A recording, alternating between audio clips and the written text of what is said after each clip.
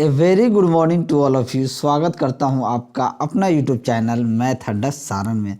तो चलिए फिर मैं हाजिर हो गया एक नया सेशन लेके। इसके झा सर का ग्रुप डी का वॉल्यूम 3 का जीके जीएस का प्रैक्टिस सेट 15 करने वाले हैं। तो चलिए, अगर आप हमारे चैनल पर नए हैं तो चैनल को सब्सक्राइब कर लीजिए, साथ ही साथ बेल आइकन को दबा लीजिए ताकि हम कोई भी वीडियो अपलोड करें उसका नोटिफिकेशन आपको मिलता रहे। तो चलिए आगे हम बात करते हैं अनअकैडमी। अनअकैडमी आप सभी के लिए लेके आया है अनलॉक 20 प्रक्रिया। जैसे कि आप सभी जानते हैं कि अनअकैडमी इंडिया का सबसे लार्जेस्ट एजुकेशनल प्लेटफॉर्म है। अनअकैडमी अनलॉक 20 प्रक्रिया के माध्यम से आपको 20% क्या दे रहा है, डिस्काउंट दे रहा है। अगर आप कोई सा भी सब्सक्रिप्शन लेते हैं, चाहे आप किसी भी एग्ज़ाम की तैयारी करते हैं, चाहे रेलवे हो, एसएससी हो, बैंकिंग हो, यूपीएससी हो, यूपीएससी हो, या किसी भी अदर स्टेट का जो स्टेट लेवल एग्ज़ाम होगा वो भी उसका भी तैयारी करते हैं, तो उसके लिए भी अनअकैडमी पे आपके लिए सब्सक्रिप्शन है। अगर आप जाके सब्सक्रिप्शन लेते हैं तो लिंक जो है, सब्सक्रिप्शन लिंक जो है हम अपने डिस्क्रिप्शन में दे दिए हैं। आप वहां से जाके उस पर क्लिक करके जा सकते हैं। और सब्सक्रिप्शन जब आप ले रहे हैं तो हमारा कोड ज़रूर यूज करें, सारण 10। ये सारण में सभी कैपिटल में है, SARAN, ये सारा कैपिटल में है और सिर्फ 10 लगाना है। सारण 10 लगाते ही आपको 20% का इंस्टेंट डिस्काउंट मिल जाएगा और अपना सब्सक्रिप्शन आप ले सकते हैं। ठीक है, जैसे कि जानते हैं कि अगर आप सब्सक्रिप्शन लेते हैं तो आपको इंडिया के टॉप एडुकेटर यहाँ पे अनअकैडमी पे टीच करते हैं। आपको डेली लाइव क्लास मिलेगा, आपको डाउट सॉल्विंग सेशन मिलेगा और मॉक टेस्ट मिलेगा। तो इतना चीज़ आपको फ़ायदा मिलने वाला है, तो आप अनअकैडमी ज़रूर ज्वाइन करें। अगर आपका दिमाग में है कि हमको अनअकैडमी ज्वाइन करना है तो हमारा कोड जो है सारण 10 ज़रूर लगाएं और सब्सक्रिप्शन आप ज़रूर लें। तो चलिए बिना टाइम वेस्ट किए अपना क्लास को शुरू करते हैं। अगर वीडियो आपको अच्छा लगे तो लाइक कीजिएगा, दोस्तों में शेयर कीजिएगा। अगर आप चैनल पे नए हैं तो चैनल को सब्सक्राइब कीजिएगा। तो चलिए, जैसा कि आप जानते हैं कि हम 100 क्वेश्चन का ये बनाते हैं क्योंकि ये मिक्स क्वेश्चन है। तो आज का पहला क्वेश्चन देखते हैं कि नाभिकीय रिएक्टर में ऊर्जा उत्पन्न होती है। तो नाभिकीय रिएक्टर में ऊर्जा उत्पन्न कहाँ से होती है? तो ये आपका नियंत्रित विखंडन द्वारा नाभिकीय रिएक्टर में ऊर्जा उत्पन्न होती है। तो ऑप्शन सी जो होगा ये आपका सही आंसर हो जाएगा। यूरेनियम जो होता है रेडियो धर्मी धातु होता है जो नाभिकीय ऊर्जा का एक प्रचुर स्रोत भी होता है। चलिए अगला प्रश्न देखते हैं कि किस दो देशों के बीच नौसैनिक अभ्यास जायद तलवार 2021 अबू धाबी के तट पर आयोजित किया गया है? तो ये आपका भारत और यूएई के बीच में। तो ऑप्शन बी जो होगा ये आपका सही आंसर हो जाएगा। अगला प्रश्न देखते हैं कि कुंडलियों में फेरों की संख्या बढ़ाए जाने पर चुंबकीय क्षेत्र की प्रबलता क्या हो जाती है? तो जब कुंडलियों में फेरों की संख्या बढ़ाए जाने पर, जब हम ऐसे ऐसे फेरा जो होता है उसको हम बढ़ाएं तो चुंबकीय क्षेत्र की प्रबलता क्या हो जाएगी? बढ़ जाती है। क्या हो जाती है? बढ़ जाती है। तो ऑप्शन बी जो होगा ये आपका सही आंसर हो जाएगा। चुंबकीय फ्लक्स की इकाई क्या होती है? वेबर होता है। ठीक है, और चुंबकीय क्षेत्र में बल रेखाएं वे काल्पनिक रेखाएं होती हैं जो चुंबकीय क्षेत्र की दिशा को क्या करती हैं? प्रदर्शित करती हैं। चलिए अगला प्रश्न देखते हैं। अगला क्वेश्चन देखते हैं कि आरबीआई ने डिजिटल बैंकिंग धोखाधड़ी के खिलाफ जागरूकता अभियान के लिए किसे अनुबंधित किया है? तो ये किसे अनुबंधित किया है? तो ये नीरज चोपड़ा को, जो कि उन्हें क्या किया है? अनुबंधित किया है। तो ऑप्शन सी जो है आपका सही आंसर हो जाएगा। ठीक है, चलिए अगला प्रश्न देखते हैं कि हम हमेशा चंद्रमा के केवल एक तरफ के भाग को ही देखते हैं, क्योंकि चंद्रमा की अपने अक्ष पर घूर्णन की जो अवधि होती है पृथ्वी के चारों तरफ इसके परिक्रमण की अवधि के बराबर होती है।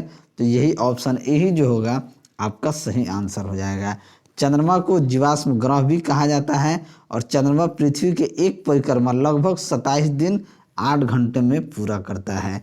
ठीक है, इतने ही समय में अपने अक्ष पर एक घूर्णन करता है। ठीक है, चलिए अगला प्रश्न है कि इस्माइल साबरी याकूब किस देश के नए प्रधानमंत्री बने हैं? तो ये मलेशिया के बने हैं। तो ऑप्शन ए जो है आपका सही आंसर हो जाएगा। अगला प्रश्न देखते हैं। वीडियो अगर आपको अच्छा लगे तो लाइक कीजिएगा, दोस्तों में शेयर कीजिएगा। अगर आप चैनल पे नए हैं तो चैनल को सब्सक्राइब जरूर कीजिएगा। कि जब कोई तरंग एक स्थान से दूसरे स्थान तक जाती है तो वो परिवहन करती है। तो वो क्या परिवहन करती है? तो वो ऊर्जा का परिवहन करती है। किसका परिवहन करती है? ऊर्जा का परिवहन करती है। तो ऑप्शन बी जो होगा आपका सही आंसर हो जाएगा। तरंगों के द्वारा ऊर्जा का एक स्थान से दूसरे स्थान तक क्या होता है? स्थानांतरण होता है। अगला प्रश्न देखते हैं कि उत्तर प्रदेश के पूर्व मुख्यमंत्री कल्याण सिंह का निधन कितने वर्ष की आयु में हुआ था? तो ये 89 साल की आयु में हुआ था। तो ऑप्शन डी जो है ये आपका सही आंसर हो जाएगा।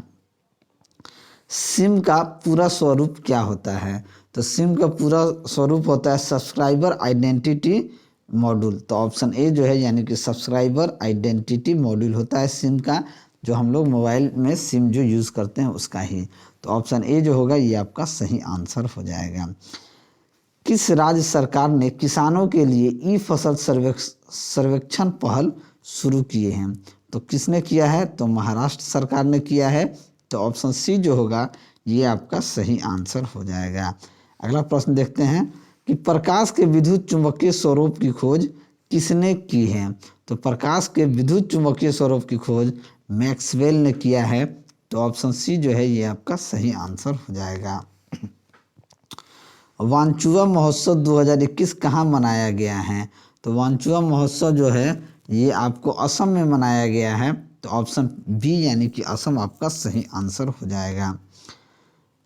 अगला प्रश्न, एक मुक्त रूप से गति करने के में सक्षम 10 केजी द्रव्यमान की एक वस्तु पर जब 10 न्यूटन का बल लगाया जाता है तो निम्न में से कौन सा कथन लागू होगा? देखिए बात को समझिए। F बराबर क्या होता है? देखिए F बराबर होता है ma। अगर 10 न्यूटन का बल यानी कि F कितना है? 10 न्यूटन, m कितना है? 10 केजी का, तो त्वरण क्या हो जाएगा? 1 मीटर पर सेकेंड हो जाएगा। 1 मीटर पर सेकेंड स्क्वायर होगा त्वरण। तो देखिए क्या हो जाएगा इसका आंसर? निकाय 1 मीटर पर सेकेंड स्क्वायर के त्वरण से गति करेगा। तो ऑप्शन सी जो है ये आपका सही आंसर हो जाएगा। चलिए अगला प्रश्न देखते हैं कि विश्व आर्थिक मंच का सतत विकास प्रभाव शिखर सम्मेलन 2021 कहाँ होगा? तो ये आपका स्विट्जरलैंड में होगा। तो ऑप्शन ए यहाँ पे आपका सही आंसर हो जाएगा। अगला प्रश्न देखते हैं कि 100 केजी द्रव्यमान वाली एक वस्तु को 6 सेकेंड में 5 मीटर पर सेकेंड स्क्वायर से 5 मीटर पर सेकेंड से 17 मीटर पर सेकेंड के वेग से एक समान रूप से त्वरित किया जाता है तो वस्तु पर लगाए गए बल का परिमाण क्या हो जाएगा? सबसे पहले हमको त्वरण निकालना है। त्वरण बराबर क्या होता है? वेग में परिवर्तन बट्टा समय, यानी हम कह सकते हैं ए बराबर क्या होता है? v minus you by T, यानी कि final velocity minus initial velocity. हम कह सकते हैं यहाँ पे क्या कर देंगे? 17 माइनस 5 बट्टा टी कितना दिया है? तो 6। तो 6 17 में से 5 गया कितना हो जाएगा? 12 बट्टा 6, यानी कि यहाँ पे त्वरण कितना आ जाएगा? 2 मीटर पर सेकेंड स्क्वायर आ गया। अब देखिए क्या पूछ रहा है? बल। बल बराबर क्या होता है? F बराबर क्या होता है? m इंटू ए। एम कितना दिया है? तो 100 किलोग्राम। तो 100 किलोग्राम के वस्तु को 2 मीटर प्रति सेकेंड स्क्वायर से गुना कीजिएगा तो 100 दूना दूर 200 न्यूटन जो होगा ये आपका सही आंसर हो जाएगा। ठीक है। अगला प्रश्न, किस IIT ने पहला स्वदेशी मोटर चलित व्हील चेयर न्यू बोल्ट विकसित किया है? तो ये आपका IIT मद्रास ने किया है। तो ऑप्शन सी जो है आपका सही आंसर हो जाएगा। ठीक है। अगला प्रश्न देखते हैं कि m/2 द्रव्यमान की कोई वस्तु जिसका वेग 2v है का संवेग क्या होगा? अब देखिए संवेग बराबर क्या होता है? हम जानते हैं कि संवेग बराबर होता है p बराबर होता है mv। अब m/2 द्रव्यमान है तो m कितना है जी? तो m/2 है गुना आपका वेलोसिटी कितना v यानी कि 2v है। तो 2 से 2 कट गए, क्या हो जाएगा? ये हो जाएगा आपका mv हो जाएगा। तो ऑप्शन बी जो है ये आपका क्या हो जाएगा? सही आंसर हो जाएगा। अगला प्रश्न देखते हैं। वीडियो अगर आपको अच्छा लगे तो लाइक ज़रूर कीजिएगा। उपनिषदों मुख्य विषय है। उपनिषदों जो है ये मुख्य विषय है किसका? देखिए उपनिषद का अर्थ होता है गुरु के समीप शिक्षा प्राप्ति के लिए बैठना। उपनिषद का अर्थ यही होता है कि गुरु के समीप शिक्षा प्राप्ति के लिए बैठना। ठीक है। तो उपनिषद का मुख्य विषय क्या होता है? तो उपनिषद का मुख्य विषय होता है सोशल सिस्टम, यानी कि सामाजिक व्यवस्था का। जैसे हम कह सकते हैं कि शंकराचार्य इसे अज्ञान का नाश करके मोक्ष प्राप्त करने वाले ज्ञान बताते हैं। तो उपनिषद क्या होता है, किसी एक काल की रचना, किसी एक को रचना कहते हैं, ठीक है।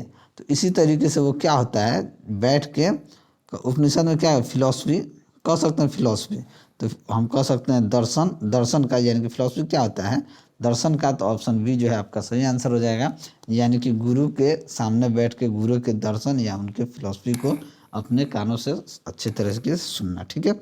चलिए अगला प्रश्न देखते हैं कि 17 अगस्त 1947 को, नहीं ये दूसरा चीज़ हो गया, चूने की पुताई से उत्पन्न चमक किसके बनी होती है।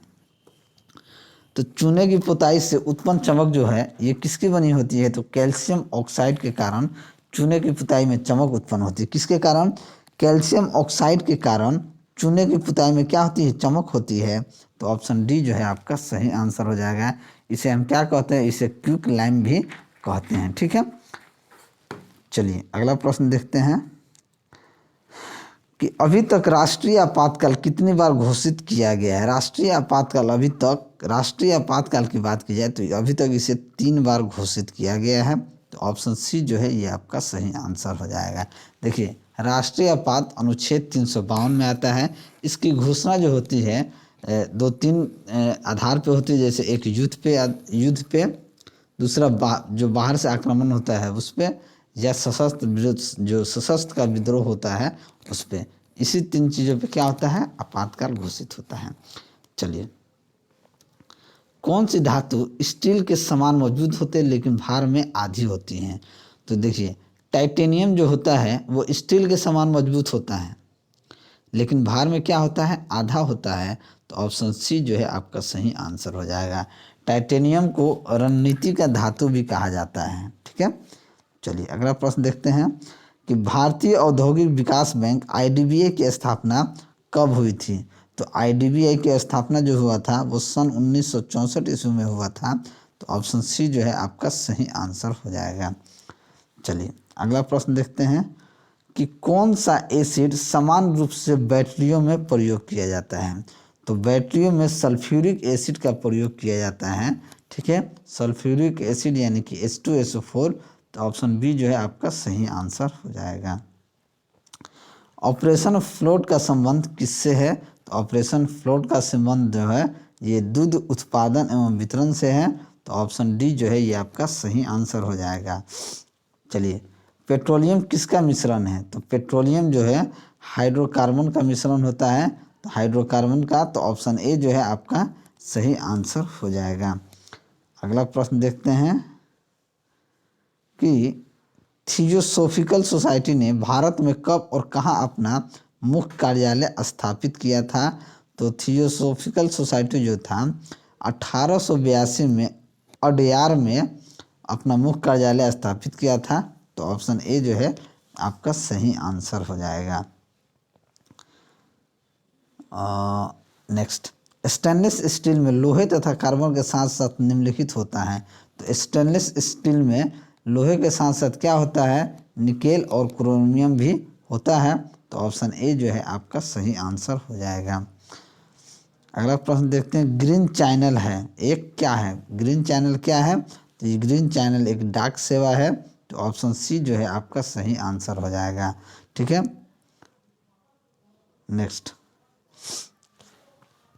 हेमेटाइट Fe2O3 से बड़े पैमाने पर लोहा प्राप्त होता है।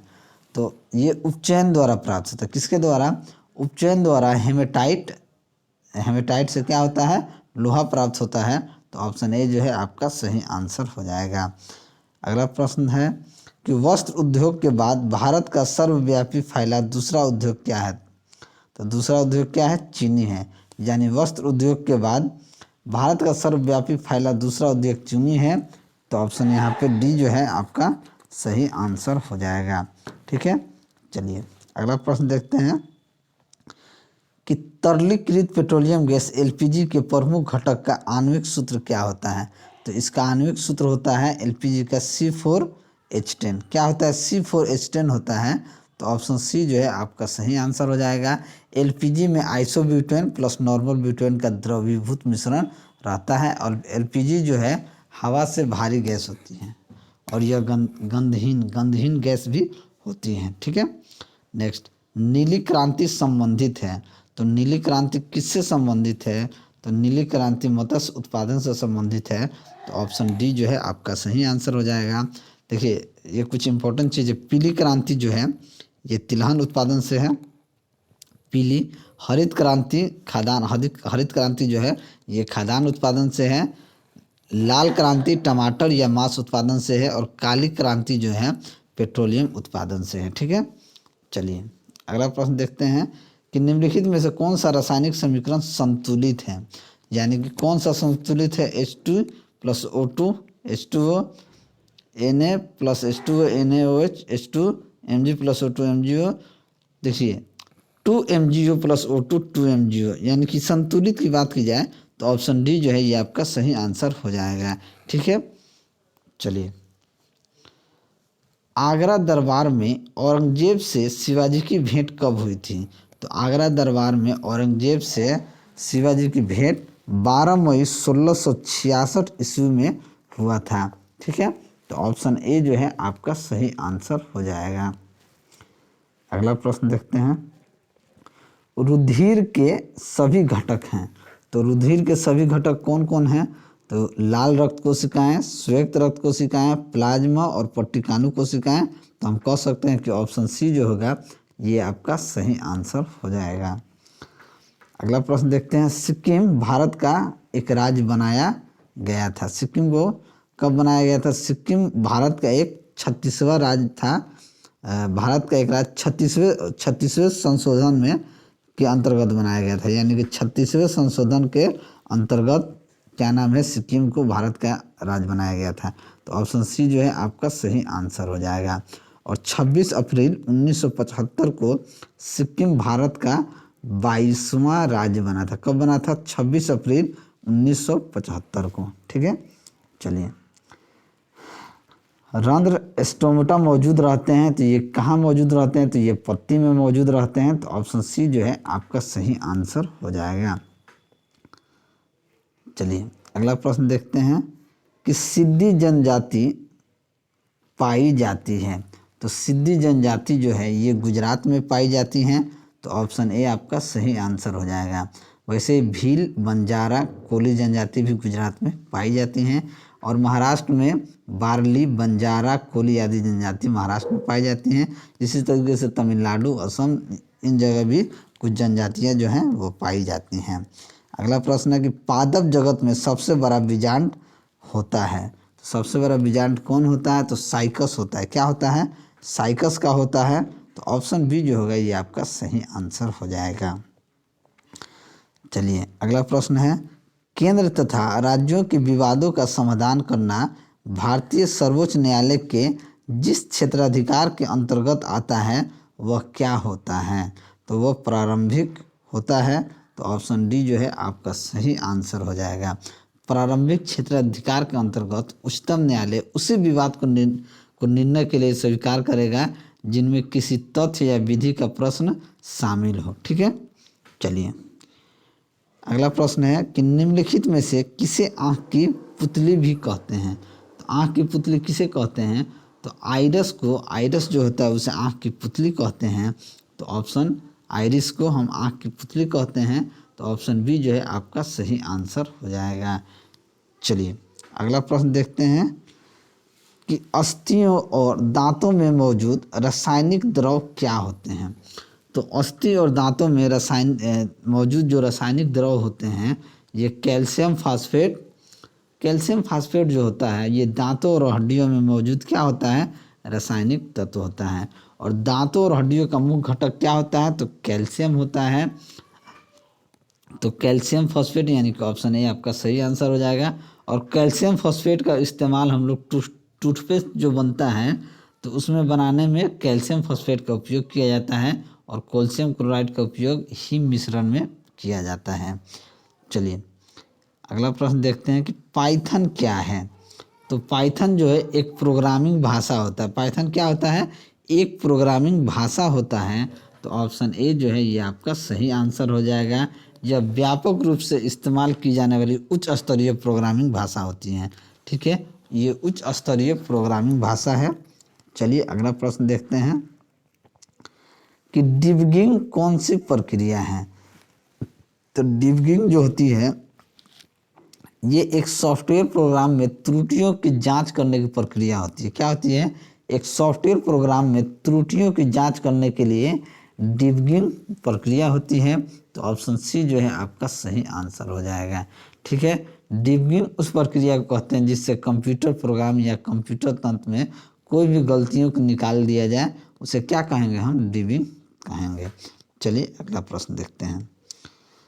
अगला प्रश्न है कि निम्नलिखित में से कौन सी कंप्यूटर की अस्थायी स्मृति है? अस्थायी पूछ रहा है। हार्ड डिस्क, रोम, रैम, फ्लॉपी डिस्क। तो रैम जो होता है, रैम ये अस्थायी स्मृति होता है। तो ऑप्शन सी जो है ये आपका सही आंसर हो जाएगा। तो चलिए, अगर आपको मेरा वीडियो अच्छा लगा तो वीडियो को लाइक करें, दोस्तों में शेयर करें। अगर आप हमारे चैनल पर नए हैं तो चैनल को सब्सक्राइब करें। मैं ऐसे ही वीडियो लेकर आपके सामने हाजिर होता रहूँगा। चलिए मिलते हैं अगले वीडियो में, तब तक के लिए जय हिंद।